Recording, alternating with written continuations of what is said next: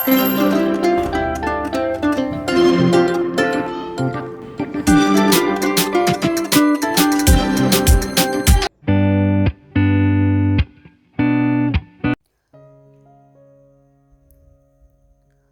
දවසක් මගේ යාළුවෝ හැමෝටම. ඉතින් ඔයාලට කොහොමද? සතුටින් පරිස්සමෙන් ඇති කියලා හිතනවා. ඉතින් ඕගොල්ලෝ මේ දකින්නේ මොකක්ද මේ? අම්මෝ ජරාව බලන්නකො නේද? මේ ඇවිල්ලා මම කලින් මගේ ගෙදරම කරගෙන යන සලෝන් එක තිබ්බේ ඔන්න ඔය රූම් එකේ. ඉතින් මම සලෝන් එක ඔතනින් අයින් කරලා එතන මං හදාගත්තා මං වෙනුවෙන් රූම් එකක්. ඉතින් ඔයාලා එක්ක මම දැන් මේ ෂෙයා කරගන්නේ ඒක. ඉතින් මේක ඇවිල්ලා මට මහ ලොකු වියදමක් ගියේ නෑ මට මේ රූම් එක රිකවර් කරගන්න.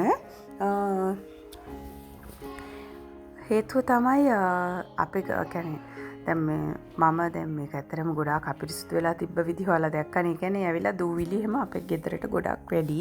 හේතුව පාර අයින තියෙන හින්දා. ඉතින් මම කරාවි ඉස්සෙල්ලාම ඕකේ තියෙන බඩු ඔක්කොම දැන් අයින් වුණානේ. ඊට පස්සේ කිසිම දෙයක් දාන්නේ නැතු ඉස්සෙල්ලාම මම කරාවේ කාමරේ මම පේන්ට් කරගත්තා. පේන්ට් කරගන්නත් මගේ ගෙදර පේන්ට් ඉතුරු වෙලා තිබ්බා සුදු පාට. ඉතින් මම ඒ ටිකෙන්ම පුළුවන් හැටියට රූම් එක කවර් කරගත්තා කලර් කරලා.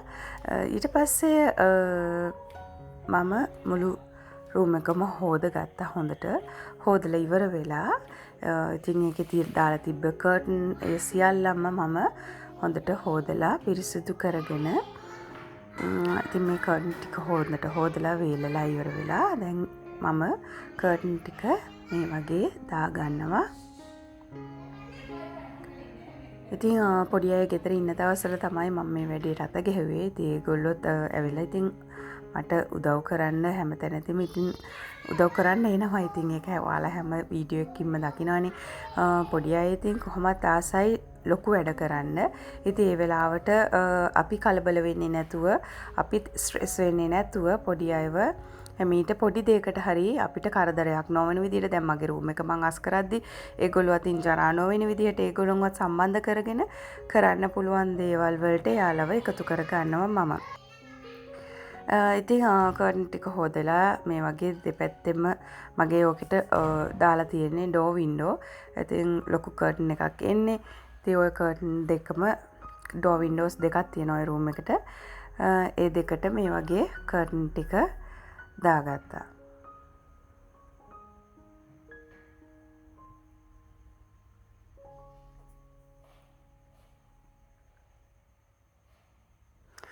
ඉතින් මට හිතුණා රූම් එක කිසිම දෙයක් නැතුව නිදහසේ ඔළුව නිදහසේ තියාගන්න පුළුවන් රූම් එකක් හදාගන්න. හේතුව දැන් මම ඉන්න කාමරේ ඉතින් මගේ රෙදි තියෙනවා, ඇඳුම් මාරු කරගන්නවා. එතකොට මගේ ස්ටඩි ටේබල් එක තියෙනවා. ඒ හැමදේම ඒකේ තියෙනවා. ඉතින් මට හිතුණා කිසිම බඩුවක් නැතුව අර නිදහසේ ඒක ඔයගොල්ලෝ try කරලා බලන්න. ඔයගොල්ලොන්ට මං කියන්නේ නෑ මේ වෙනම රූම් එකක් හදාගන්න වෙනම කියලා. නමුත් ඔයා ඉන්න රූම් එක පුළුවන් තරම් හිස් කරගන්න බලන්න. හේතුව රෙදි හැම තැන දාලා තිබ්බහම අපිට හරි කරදරයි මනසට. ඒක ඔයගොල්ලෝ බලන්න try කරලා කියන්නේ රෙදි නැති අපි හිතන්නේ අපේ ඇඳුම් ගලවලා දාලා ඔහේ දාලා එල්ලෙන රැක් එක හරි අර තැන් අපිලිවෙලට තිබ්බහම හරිම කරදරයි ඔළුවට. ඉතින් ඒ නිසා මේ පුළුවන් තරම් කාමරේ තියෙන බඩු අඩු කරගන්න try කරගමු. ඉතින් මේ වගේ අපේ ගෙදර තිබ්බා අඩි 5 ඇඳක්. ඉතින් ඒ ඇඳ මං හිතුවා මේකට දාගන්න. හේතුව දුවල දෙන්න මං ගාවනේ නිදාගන්න. ඉතින් මම මේක නිදාගන්න විතරක් පාවිච්චි කරන කාමරෙන්. ඉතින් ඒ හින්දා පොඩි දෙන්නව මට මං ගාව නිදි කරව ගන්න වෙන හින්දා මම මේක අඩි 5 ඇඳ මේ කාමරේට දාගත්තා. ඉතින් මේ ඔක්කොම හොඳට ගෙදරින් ඒ කියන්නේ එළිය ගෙදරින් නෙවෙයි කාමරයෙන් එළියෙදිම මම හොඳට පිහදාලා දූවිලි අයින් කරගෙන තමයි කාමරය ඇතුළට දාගත්තේ. හේතුව මම කාමරෙම හොඳට සුද්ධ කරලා තිබ්බේ. කියන්නේ ඩීප් ක්ලීන් කරලා තිබ්බේ. බිමේ පවා තින් දූවිල්ලක් වැටුණොත් ආයෙත් ඒ තැන අර අපි හොදලා පිරිසිදු කරගත්තා වගේ ක්වොලිටි එකක් එන්නේ. ඒ නිසා මම ඇඳ හිම හොඳට එළියෙදිම හොඳට පිහ දැම්මා. ඉතින් ඇඳේ මෙට්‍රස් එකත් මේ වගේ දාගෙන ඇඳ ලෑස්ති කරගත්තා. ඊට පස්සේ ඉතින් මට ඉන්ඩෝ ප්ලාන්ට් පිස්සුවක් තියෙනවනේ. මහ ගොඩක් නෑ. තියෙන ටිකෙන් ඉතින් මං හරි ආසයි. මේ කාමරයකට එහෙම හරි ලස්සනක් එනවනේ නේද? මහ ලොකු දේවල් තියාගන්නේ නැති හින්දා මම හිතුවා කාමරේ ඉන්ඩෝ ප්ලාන්ට්ස් ටිකක් වැඩියෙන් තියාගන්න ඕනේ කියලා. ඉතින් මේ පොඩි පෝච්චි මම ගත්තේ හෝල්සේල් කඩේකින්. හරි ලාභෙට මට හම්බුණා. ඉතින් ඒ වගේ මං හිතන්නේ 10ක් විතර ගත්තා මේ පොඩි පෝච්චි. ඒකේ තමයි ඔය හදාගත්තේ මල් ටික. මේ තියෙන්නේ මගේ කාමරේට. මේ කාමරේටමයි තිබ්බේ ඔක කොහොමත්. කියන්නේ සලෝන් එක තියෙන හින්දා මම පෝටබල් AC එකක් සෙට් කරලා තිබ්බේ. මේක පෝටබල් කූලර් එකක් නෙවෙයි. මේක AC එකක්මයි. මේක ඇවිල්ලා හස්බන්ඩ් කොරියන් වලින් එවපු එකක්. මේ වගේ දෙකක්ම තියෙනවා මට. ඒ කියන්නේ අපි දැන් කලින් නිදාගත්ත කාමරේටත් ඒක සෙට් කරලා තිබ්බා. මේ කාමරේට මගේ සලෝන් එක තිබ්බ හින්දා ඒක සෙට් කරලා තිබ්බා. ඉතින් මේ කාමරේට මං AC එක මේ වගේ දාගත්තා. මේ කාමරේ ෆුල් සීල් කරලා තියෙන්නේ. ඒ කියන්නේ ග්ලාස් දාලා එහෙම ඒ සීල් කරලා තිබ්බත් ඔච්චර තිබ්බත් දූවිලි එහෙම ඉතින් ඇතුළට එනවා. පස්සේ මම මෙන්න මේ ඩ්‍රෝවර් එක ඇවිල්ලා මේක සෑහෙන කාලයක් පරණයි. මම හිතන්නේ අවුරුදු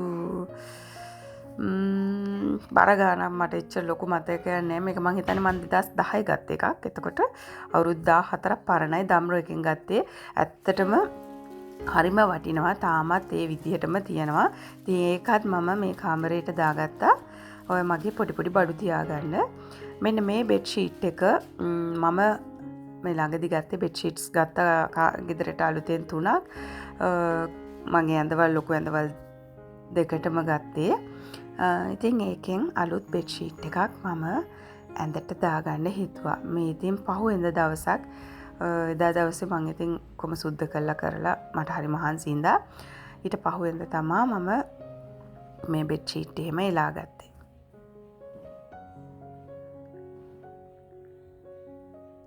ඉතින් ගොඩක් ගණන් අඩුවට තමයි මේ බෙඩ් ෂීට් මට ලැබුණේ. මේ හරි වටිනවා ඒ ගානට. ඒ වගේම හොඳ කියන්නේ රස්නේ ගතියක් නැහැ. හොඳ කොටන් මික්ස් පියෝ කොටන් නෙවෙයි. කොටන් මික්ස් ඒ හින්දා ලොකු ප්‍රශ්නයක් නැහැ. අර ඇඟට අපහසුතාවයක් රස්නියක් නැහැ මේ බෙඩ් ෂීට් වලින්.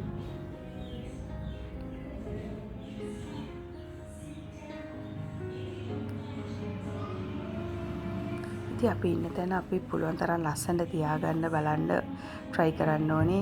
මම නම් හරි ආසයි ලස්සන ඉන්න උඩරිම හැඩි වෙන වෙලාවට. ඉතින් හැඩි වෙනවා. පොඩි ළමයි ඉතින් කොහොමද කියවල් හැඩි වෙනවනේ. ඒ හින්දා දැන් මේ කාමරේ හදාද්දි පොඩි අයත් හැමතිස්සේ වෙනවනේ. ඉතින් මම ඒගොල්ලොන්ට කියනවා මේ කාමරේ ජරා කරගන්න එපා. මේක අපි ලස්සනට තියාගමු. ඉතින් එතකොට ඒගොල්ලොත් පොඩි අයත් මේ අපි කරන දේනේ බලාගෙන ඉන්නේ. ඒගොල්ලෝ එතකොට ආසාව වෙනවා. ඒගොල්ලෝ පිරිසුදුව ඉන්න අපි කරන දේ තමයි පොඩි ළමයි අනුකරණය කරන්නේ. ඒක මම හොඳට මත් විඳලා තියෙන දෙයක්. මොකද මම දරුවෝ 3 දෙනෙක්ගේ අම්මෙක්ින්ද එකින් එක දරුවෝ අපි කරන්න දේ තමයි මේ කරන්න try කරන්නේ. ඉතින් ඒ නිසා අපි හොඳ දෙයක් අපි පිළිවෙලට හිටියොත් අපි හොඳ දෙයක් කරවුවොත් දරුවෝ අපි කරන දේ තමයි කරන්නේ. ඉතින් ඔන්න ඔය වගේ බෙඩ් ෂීට් මාරු කරගෙන ලස්සන බෙඩ් ෂීට් එකක් අලුතින්ම දාගෙන ඒකට කොට්ටුරක් දාගෙන. ඉතින් මේ කොට්ට නම් මගේ මං කියන්නේ මෑතකදී ගත්ත කොට්ට. ඒ වුණාට ඒවා ටග් ගාලා අර මොනවද ඒවට කියන්නේ අර තැලිලා වගේ ඉතින් තත්ත්වයටපත් වෙලා තියෙන්නේ. ඉතින් අලුතින් කොට්ට ටිකකුත් ගන්න ඕනේ පස්සේ මම මෙන්න මේක තියාගත්තා මගේ කාමරේ ටිකක් ලස්සන වෙන්න. ඉතින් ඔන්න ඔය වගේ තමයි බෙඩ් ෂීට් එක එහෙම දාගත්තට පස්සේ තියෙන ඉතින් ඔන්න තවත් ඉන්ඩෝ ප්ලාන්ට් එකක් මම මෙතනින් තියාගත්තා. ඒකටත් මම ගත්තේ අර සුදු මල් පෝච්චිය තිබ්බේ අනේකේ ටිකක් ලොකු මල් පෝච්චි ටිකක් මම ගෙනාවා. ඒකේ තමයි මම මේ වගේ ලොකු පෝච්චියක් තියාගත්තේ. ඉතින් වතුර බහිනවට මට මේකට අර වතුර පෝච්චිය යටින් මල් පෝච්චිය යටින් අර තියන්නේ කවර්ස් ඒවා නැහැ. ඒ නිසා මම ඔය ලීටර් 4 අයිස්ක්‍රීම් කප් එකේ මුඩිය තියෙන්නේ. ඒකෙන් තමයි ඔය පෝච්චිය තියාගත්තේ. ඉතින් මං ආස කරන පොත් ටිකුත් මම මගේ කාමරේ තියාගත්තා. ඒ වගේම ෆොටෝස් දෙකකුත් මේ වගේ තියාගත්තා පවුලේ සහ මගේ. ඉතින් චුටි ඕනමන්ට්ස් ටිකක් මං තියාගත්තා අර චූටි ග්ලාස් එක උඩින්. ඉතින් අන්තිමේදී ඔන්න මගේ කාමරේ ඔය විදිහට තමයි තියෙන්නේ. ඉතින් මම හරි ආසාවෙන් මේ කාමරේ ඉන්නවා. මම පොතක් කියවන්න මම මේ කාමරේට එනවා. ඒ වගේම නිදාගන්න හැමතිස්සෙම මේ වෙන්නේ නැහැ. නමුත් මම නිදහසේ ඉන්න ඕනේ වෙලාවට මම මේකේ ඇවිල්ලා ඉන්නවා. ඉතින් එහෙනම් ගිහින් එන්නම් සතුටින් පරිස්සමෙන් ඉන්න ඕනේ.